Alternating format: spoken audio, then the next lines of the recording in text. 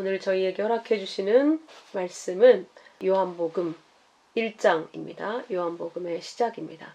요한복음 1장 1절을 한 목소리로 같이 읽어보도록 하겠습니다. 시작. 태초에 말씀이 계시니라. 이 말씀이 하나님과 함께 계셨으니 이 말씀은 곧 하나님이시라. 아멘. 오늘은 이 말씀 한 절인데 사실 오늘은 서론만 하고 끝나게 될 것 같습니다. 오늘은 이 요한복음 1장 1절 말씀의 서론을 함께 나누면서 밀서라는 제목으로 함께 나누도록 하겠습니다. 요한복음 1장을 또 1절을 또 본문을 전부 설교 준비를 마치고 이제 묵상을 하는데 이런 소설 같은 이야기가 저의 마음속에 떠오르게 되어서 마치 소설과 같은 이야기를 먼저 나눔으로 말미암아 복음서가 이런 거구나 라는 걸 우리 마음에 더 쉽게 또 깊이 새기고 그 전체의 숲을 먼저 보고 하나하나 그 말씀의 그 은혜들을 새겨 나아가려고 합니다. 그래서 제가 묵상 가운데 떠오른 이 소설 같은 이야기를 먼저 나누고 서론을 함께 오늘 또 공부하도록 하겠습니다. 한 왕의 아들이 있었습니다. 그런데 그 왕을 싫어하는 대적자가 간교한 계략을 써서 아들이 아버지를 불신하게 만드는 일을 합니다. 그리고 왕의 법을 어기게 만듭니다. 그렇게 모함하여 그 아들은 죄인으로 유배를 가게 됩니다. 그 왕은 그 대적자들의 모함을 다 알고 있었지만 그 아들을 위해 기꺼이 왕의 법을 어긴 진노로 유배를 보내게 됩니다. 그 아들은 멀리 유배지에 쫓겨와 살면서 아버지에 대한 의문과 동시에 죄책감을 가지게 되죠. 그리고 또한 미움도 있었습니다. 자기는 거짓을 들었기 때문이죠. 그렇게 유배에 와서 이제는 소망이 없이 다시는 아버지를 볼 수 없을 것이고 비참하게 그 유배지에서 죽게 될 것이라는 생각으로 고통스러운 시간들을 보내게 되었습니다. 한편 그 대적자들은 왕의 후계자가 다시 그 왕의 아들의 자리로 복원되는 것을 막기 위해서 아무래도 아들이니까 그 아버지의 마음이 언제 아들을 다시 불러올지 모르는 그런 상황이 있을 수 있지 않겠습니까? 그걸 막기 위해 감시하게 되었는데 어느 날 한밤중에 그 아들에게 특사가 찾아옵니다. 그에게 왕의 밀서를 전해주고 그는 죽임을 당하게 됩니다.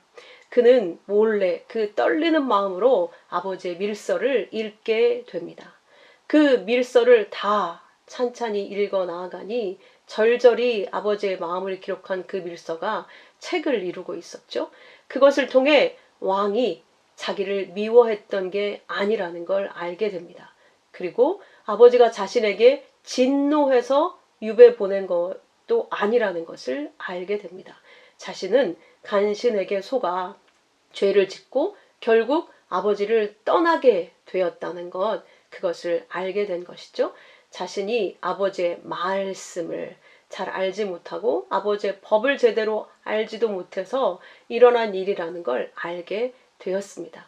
그런데 아버지는 처음부터 그 모든 것을 알고 있었음에도 불구하고 그 대적자들의 뜻대로 아들을 내친 것은 아들에게 가르칠 뜻이 있어서 기꺼이 그 유배를 보낸 것임을 아들이 알게 된 것이죠.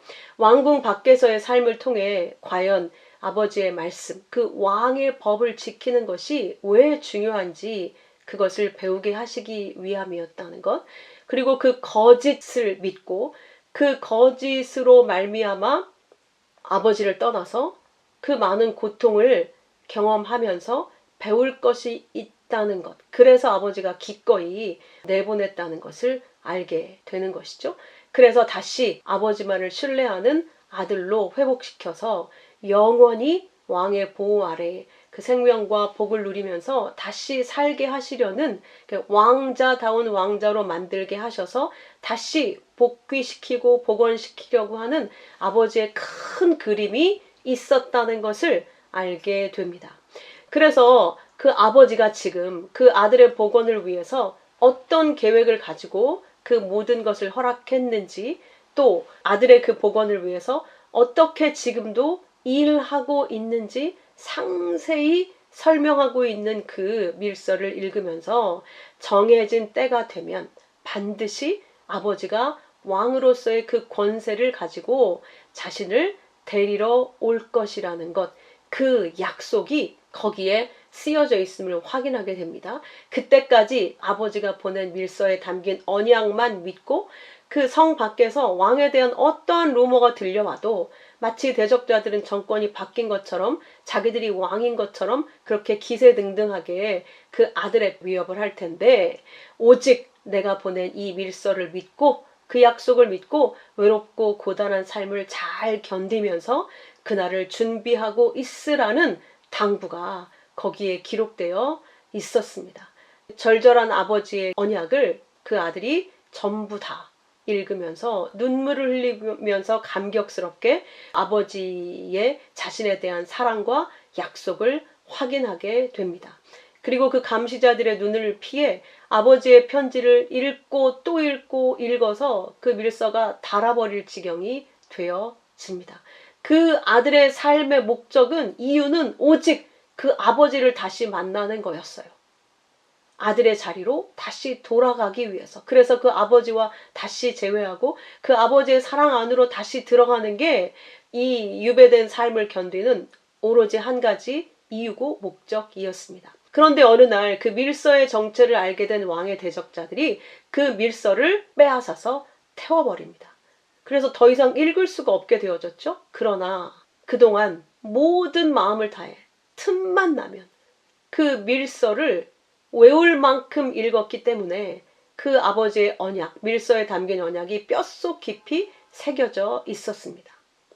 그래서 이제는 그 아들 자체가 아버지의 편지가 되어 있고 밀서가 되어 있었습니다. 그래서 그 대적자들은 아들에게서 아무것도 빼앗지 못했습니다. 말씀이 되어져 있는 거죠. 아버지의 말씀 자체가 아들이 되어진 것입니다. 그리고 그 고난의 삶, 믿음의 시간을 보낸 어느 날 마침내 아버지는 그 언약대로 모든 그 왕권을 가지고 그 아들을 데리러 왔고, 아들은 금이 환영하게 됩니다. 그 왕을 싫어하고 아들을 죽이고자 했던 그 모든 세력들은 영원히 멸해졌고, 아들에게는 세자의 왕관이 씌워지게 됩니다.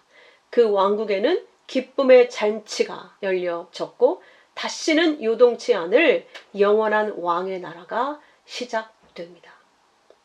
이것이 바로 복음서의 내용입니다. 이 복음서가 바로 이 밀서와 같은 내용을 담고 있습니다.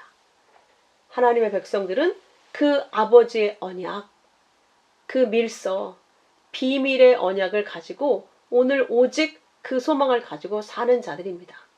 반면 이 세상은 지금도 그 하나님을 대적하여 하나님의 아들들을 조롱하며 죽이며 성경이 경고하고 있는 그 여자, 우리가 공부했었죠. 계시록에서. 그 음녀가 되어서 자신들의 힘으로 악마를 이기고 스스로 황금처럼 빛나는 존재가 될 거라고, 영원히 무너지지 않는 황금이 될 거라고 노래 부르고 있습니다. 그 노래의 세계가 열광하며 축제를 벌이고 있습니다. 여러분, 제가 무슨 얘기하는 것인지 잘 아시죠?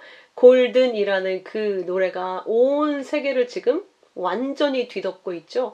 이 노래로 남녀노소 할 것 없이 춤을 추면서 축제를 벌이면서 살고 있습니다.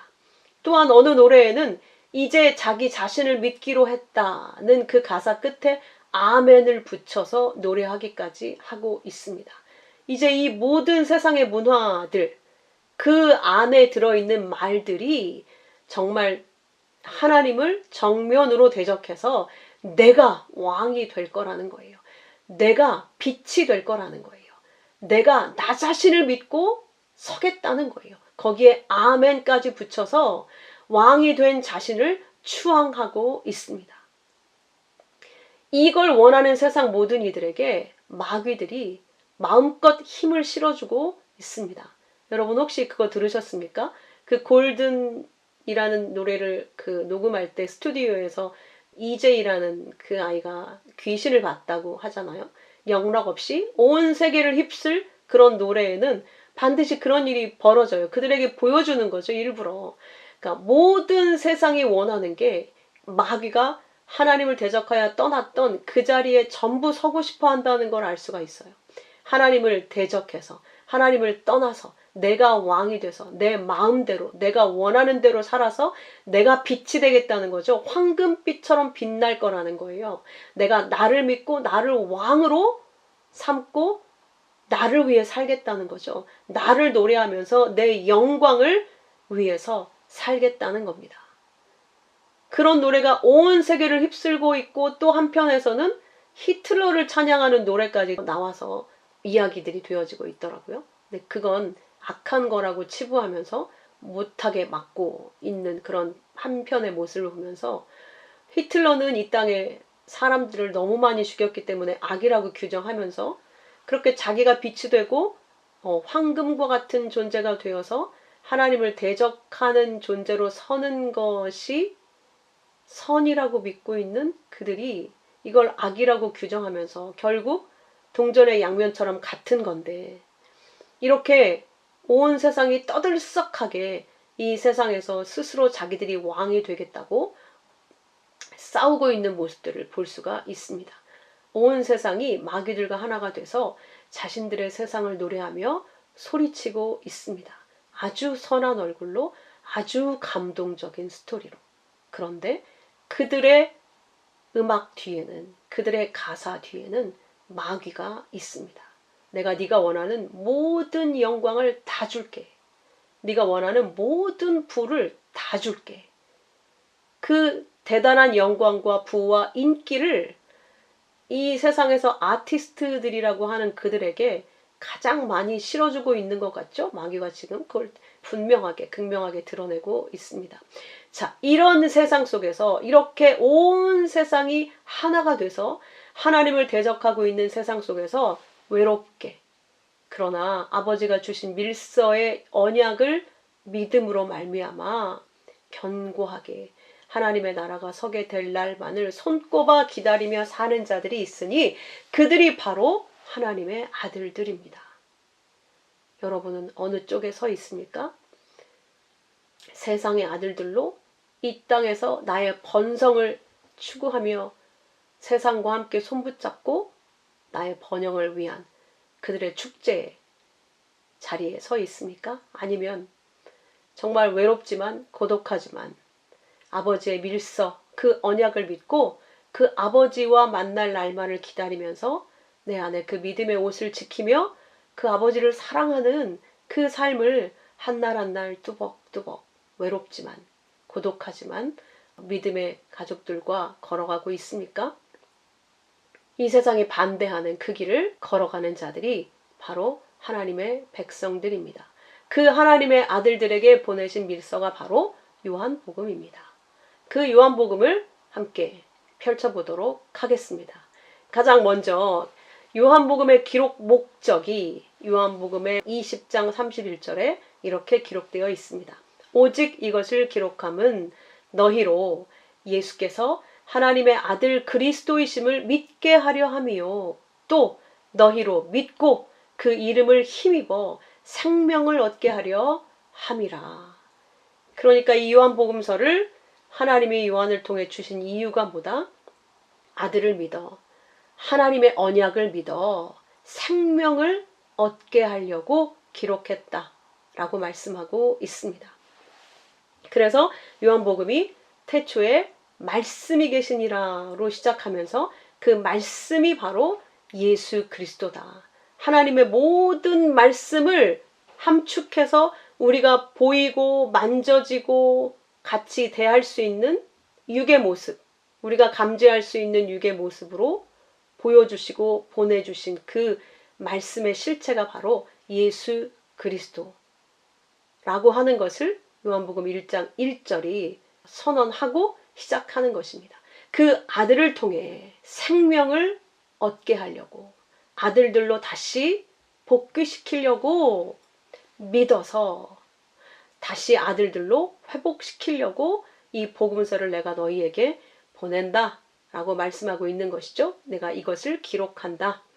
이 전체의 먼저 모습을 살펴보자면 구조는 이렇게 되어져 있습니다. 서론은 예수님은 태초부터 계셨던 말씀이시고 그 말씀이 육신으로 나타나신 분이 예수 그리스도시다. 그래서 그 예수는 하나님이시다. 말씀은 곧 하나님이시다.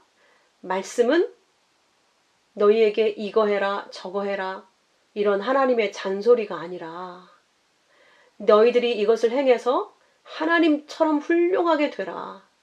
이런 명령이 아니라 법이 아니라 말씀은 하나님이시고 하나님의 마음이고 하나님의 언약이고 하나님의 뜻이며 하나님의 사랑이심을 아들을 통해서 우리에게 보이신다.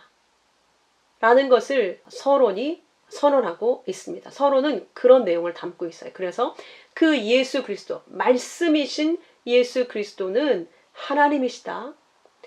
이렇게 예수님의 신성을 강조함으로 이 요한복음이 시작되어지고 있습니다. 여러분 다시 기억해 보면 마태복음은 아브라함으로부터 다윗, 바벨론 포로를 거쳐 그리스도에 이르기까지 언약의 계보를 시작으로 복음서가 시작되잖아요. 그래서 왕으로 오신 다윗 왕을 표상으로 해서 이렇게 하나님께서 세우신 왕이 바로 예수다. 이걸 보여주고 있고 마가복음은 그 세례 요한의 증거를 통해서 성령을 받고 우리를 구원하러 오신 메시아가 바로 그 아들이다. 그런데 그 아들은 우리 같은 육으로 오셔서 시험 받으시고 우리를 섬기러 오셔서 우리를 위해 십자가에서 죽어 우리를 구해주신 섬김의 종으로 오신 예수다라는 걸 보여주는 것으로 시작을 하고 있죠. 누가복음은 세례 요한의 탄생 시초부터 예수님이 아기 예수로 잉태되어져서 모든 동방박사들과 목자들의 경배를 받으시기까지 메시아로 선언되어지는 그 아기 때의 모습까지 자세하게 기록함으로 말미암아 그 하나님이 사람의 모양으로 우리에게 믿음을 주시기 위해서 그리고 우리의 죄를 담당하고 우리와 함께 우리를 아들로 우리를 복귀시키기 위해서 그 예수께서 먼저 된 맏아들이 이 땅에 사람으로 오셨다는 것을 자세히 보여주기 위해서 이러한 시작을 담고 있습니다. 그래서 요한복음은 서론부터 말씀이라는 용어로부터 시작해서 맨 마지막이 사랑으로 끝나게 됩니다. 그래서 추상적인 단어로 시작해서 추상적인 언어, 그러니까 추상적인 용어가 가득 차 있는 복음서가 바로 요한복음입니다. 육으로 오신 그 예수는 하나님이시다. 우리가 책으로 주어진 그 말씀은 단순히 글자, 문자, 우리의 행동을 위한 규칙서 이런 게 아니라 영이고 하나님이시라는 것을 가르치기 위해서 요한복음은 그렇게 영적인 언어로 그런 추상적인 관념적인 언어로 가득 차 있습니다. 그래서 그 말씀이 하나님이심을 예수님이 곧 하나님이심을 그래서 그 예수의 말씀이 우리 안에 들어와서 우리가 그 하나님의 아들들로 이제 물질에 갇혀서 한계가 있고 죽는 그런 존재가 아니라 죄로 말미암아 영원히 멸망할 그럴 존재가 아니라 하나님과 같은 하나님의 아들들, 하나님의 생명을 받은 아들들로 그런 구원이 우리에게 주어졌다고 하는 것을 그런 구원의 언약이 우리에게 허락되었다는 것을 가르쳐주는 완성의 복음서가 바로 요한복음입니다. 그래서 예수 그리스도의 행하신 일들이 본론에 기록이 되어져 있습니다. 본론에는 크게 두 가지 파트로 나눌 수 있는데 한 파트는 예수님이 행하신 7 표적들이 나타나고 그 다음에는 예수님이 자신을 소개한 그 파트로 나누어지게 됩니다. 예수님이 행하신 7 기적들, 7 표적들이 무엇인가? 첫 번째는 가나안의 혼인잔치. 그 예수께서 오신 이유, 목적이 가장 먼저 선언되고 있죠. 아들의 혼인잔치에 우리를 자신의 신부로 세우기 위해서 예수께서 하늘의 신랑으로 오셨다라는 것을 보여주고 있고, 두 번째는 왕의 신하의 아들을 고치신 기적이 그려지고 있습니다. 믿음의 백성을 찾아서 하나님의 선물인 믿음을 우리에게 주어서 우리를 살리기 위해 오신 믿음의 주인이 바로 예수심을 이 기적을 통해서 보여주고 있습니다. 세 번째는 베데스다 못가에 38년 된 병자가 나타나게 되죠. 38년이라는 그 숫자는 이스라엘 백성들이 광야에서 헤매게 됐었던, 사실 이집트에서 나와서 가나안에 들어가기까지 일주일이면 갈 수 있는 거리를 38년을 헤매게 되지 않았습니까? 그 38년을 불신으로 멸망할 수밖에 없었던 그 자들을 살리러 오신 구세주가 바로 예수 그리스도다.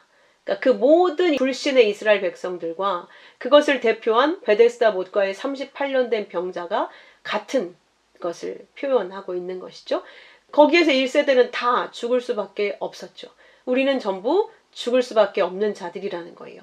그런 죽을 수밖에 없는 1세대, 그 육적 자인 우리를 다 부수시고 여호수아와 갈렙이 가나안 땅에 2세대와 함께 들어갔던 것처럼 새로 거듭난 첫 사망과 첫 부활을 거쳐서 예수와 하나가 돼서 예수님과 함께 짝이 되어서 그 가나안 땅에 데리고 들어갈 것이라는 것을 보여주는 그 기적이 바로 이 기적이었습니다. 네 번째 기사는 오병이어였습니다. 5천 명을 먹인 예수님이 바로 이 땅에서 하늘의 떡이 없어서 죽어가고 있는, 우리에게 하늘의 떡으로 오셔서 우리를 살리러 오셨다. 살리러 오신 생명의 주님이시다. 그 주님이 바로 예수 그리스도시다. 그래서 나는 생명의 떡이요, 그렇게 선언하시죠. 그 생명의 주를 보여주고 있는 것이 오병이어의 기적입니다. 다섯 번째는 물 위를 걸으신 사건입니다. 그 떡을 먹은 자들은 이제 이 세상, 저주의 바다, 이 세상을 저주의 바다로 상징하고 있죠, 성경은. 이제 그 저주의 바다에 빠져서 허우적대는 자들이 아니라 그 물 위를 딛고 걷는 자가 되게 한다. 이 떡을 먹고 이제 세상에 정복당하는 자가 아니라 세상을 이기는 자로 서게 하신다. 어떻게? 믿음으로. 믿음의 주. 그렇게 우리를 승리하게 하시는 주가 바로 예수 그리스도시다. 라는 것을 보여주고 있습니다. 여섯 번째 기적은 날 때부터 맹인된 자를 고치신 기적입니다. 날 때부터 맹인된 자, 이 땅의 의술로는 절대 고칠 수 없죠. 모든 이 땅에 태어난 죄인들은 날 때부터 맹인이라고 선언하고 있는 겁니다. 왜냐? 이 세상에 물질은 볼 수 있는데 실체는 보이지 않는 하나님과 하나님의 나라, 예수 그리스도이지 않습니까? 보이지 않는 하나님께서 보이는 존재인 예수의 몸으로 오신 건데 알아보지 못하잖아요. 아무도. 그렇게 모든 백성들이 영의 눈이 닫혀서 맹인으로 죽을 수밖에 없는 자들인데, 잘못된 길에 들어서서 멸망할 수밖에 없는 자들인데, 그 백성들의 영의 눈을 뜨게 하러 빛으로 오신 분이 바로 예수 그리스도다 라고 하는 것을 이 여섯 번째 기적이 보여주고 있습니다. 일곱 번째 기적은 죽은 나사로를 살린 기적입니다. 마지막 기적이죠. 첫째 부활로 살아난 나사로처럼 이 죄로 말미암아 하나님의 말씀을 대적하여 거스리고 불순종으로 살고 있는, 그래서 죽어있는, 그래서 유배당해서 죽을 수밖에 없는 그 죽은 아들들을 살리러 오신 부활의 주, 그분이 바로 예수 그리스도라고 마지막 일곱 번째 기적이 설명을 하고 있는 겁니다. 또한 이렇게 너희가 부활할 것이라는 걸 보여주고 있는 것이죠. 이 일곱 기적에 이어 예수님이 그 자신의 정체성을 이제 분명히 에고 에이미, 나는 이런 존재다 라고 자기의 실체를 직접 자신의 언어로 말씀을 하십니다. 우리가 알아들을 수 있는 이 땅의 언어죠. 자신을, 정체성을 우리에게 직접 가르쳐 주십니다. 첫 번째, 나는 세상의 떡이다. 오병이어로 보이셨죠? 두 번째, 나는 세상의 빛이다. 맹인의 눈을 뜨게 하셨죠? 세 번째, 나는 양의 문이다. 양의 문은 죽으러 들어가는 문이었죠. 성문 중에서. 그렇게 우리를 위해 죽으러 오신, 그래서 그 양을 살려낼 그 양의 문으로 오셨다고 말씀하셨고, 네 번째, 나는 선한 목자다. 선한 목자는 우리가 원하는 걸 다 주면서 살찌워서 우리가 원하는 대로 살게 해주는 그런 목자가 아니라 그 양을 위해 목숨을 버리는 그런 목자가 선한 목자라고 말씀하셨죠. 우리에게 생명을 주기 위해 우리를 인도하고 계신 그 목자, 선한 목자, 목숨을 바치는 목자가 바로 나다라고 설명하고 있고, 그래서 다섯 번째는 나는 부활이요 생명이다. 그래서 내가 그 생명을 너희에게 줄 수 있는 자라는 것을 예수님의 부활로 보여주신 거예요. 너희도 내 말로 말미암아 내 말을 믿어 나처럼 부활하게 될 것이다. 너희 안에 그 생명을 주러 내가 왔다. 그 생명의 실체가 바로 나다. 이렇게 설명하신 것이죠. 여섯 번째, 나는 길이요 진리요 생명이다. 내가 너희가 생명을 얻을 유일한 길이고 하나님의 그 진리의 말씀이며 생명의 실체다 라고 말씀하셨습니다. 마지막 일곱 번째가 나는 참 포도나무다.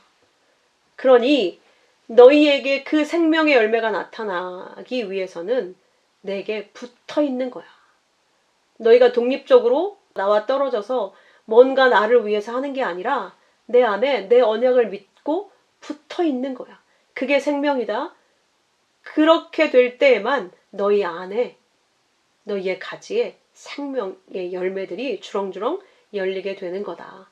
이렇게 가르쳐주고 있는 거예요. 그 근원이 열매를 열리게 하고 우리에게 생명을 누리게 하는, 또 우리가 부활하게 되고 우리가 영원한 하나님의 아들들로 살아나게 할 그 생명의 본체가 바로 예수 그리스도이심을 예수께서 이렇게 가르치고 계십니다.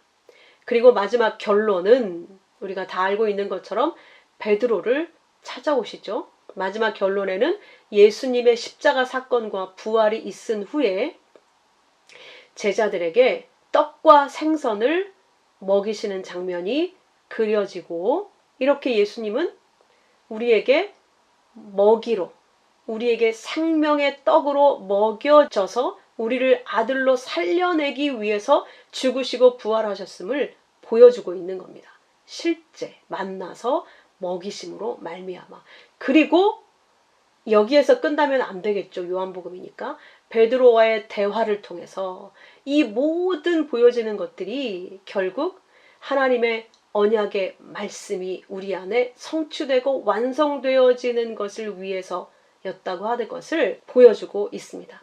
그래서 베드로를 만나서 이렇게 물으시죠. 3번이나 네가 날 사랑하느냐.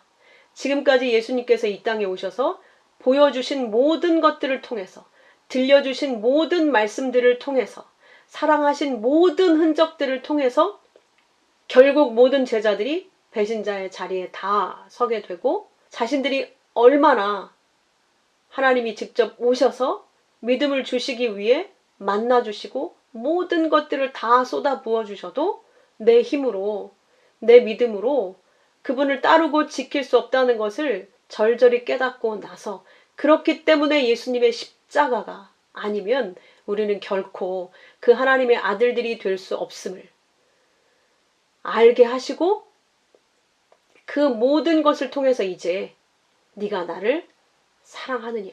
그럼에도 불구하고 그들을 찾아오셔서 물으시는 거예요.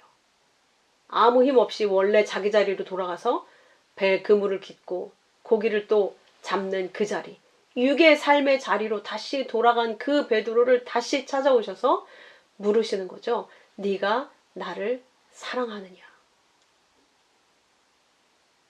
그러면 내 양을 먹여라. 사랑하느냐 물으시고 베드로의 답을 들으시죠. 네 주님. 주님이 아십니다.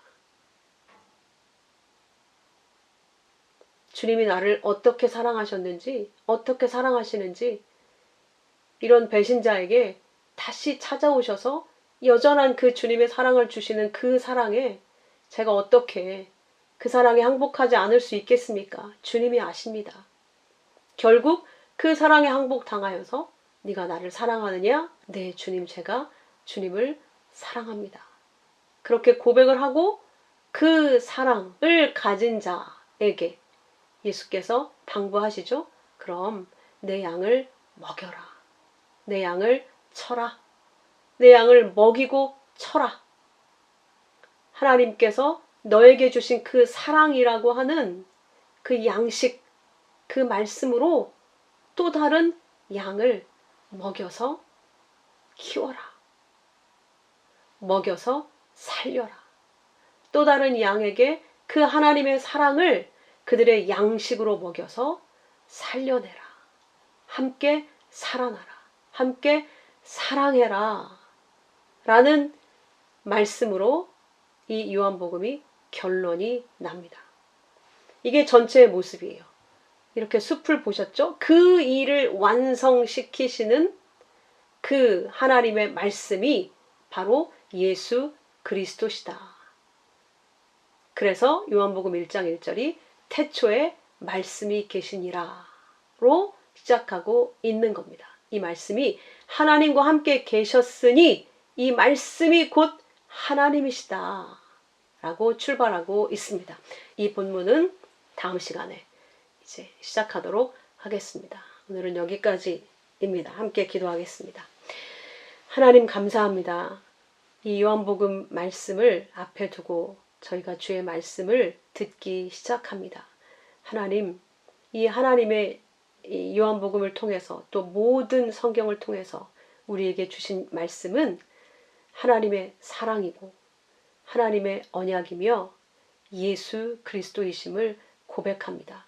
하나님, 이 비밀이 세상은 결코 알지 못하고 깨달을 수 없는 이 비밀이 우리에게는 실제처럼 믿어지고 동화와 같은 소설과 같은 이런 하나님의 사랑의 이야기가 우리에게는 실체요 참임을 믿어지게 하셨사오니 주의 말씀이 우리가 듣고 읽고 또 묵상할 때마다 우리의 신비에 새겨져서 우리 자신이 하나님의 아들들, 그 말씀 자체가 되어 하나님의 아들들로 아름답게 복귀할 때까지 잘 이 땅에서 믿음의 삶을 감당해 나아가도록 인도하여 주시옵소서. 우리에게 이미 결론을 알게 하셨사오니 주의 말씀을 더욱 사랑하고 사모하며 그 말씀을 즐거워하며 아버지께서 우리에게 주신 그 영광을 한순간도 잊지 아니하고 다시는 거짓에 우리 마음이 속지 아니하고 날마다 주의 언약만 붙들고 살아가는 저희가 되어지도록 인도하여 주시옵소서. 아버지, 이제 요한복음의 여행을 시작합니다.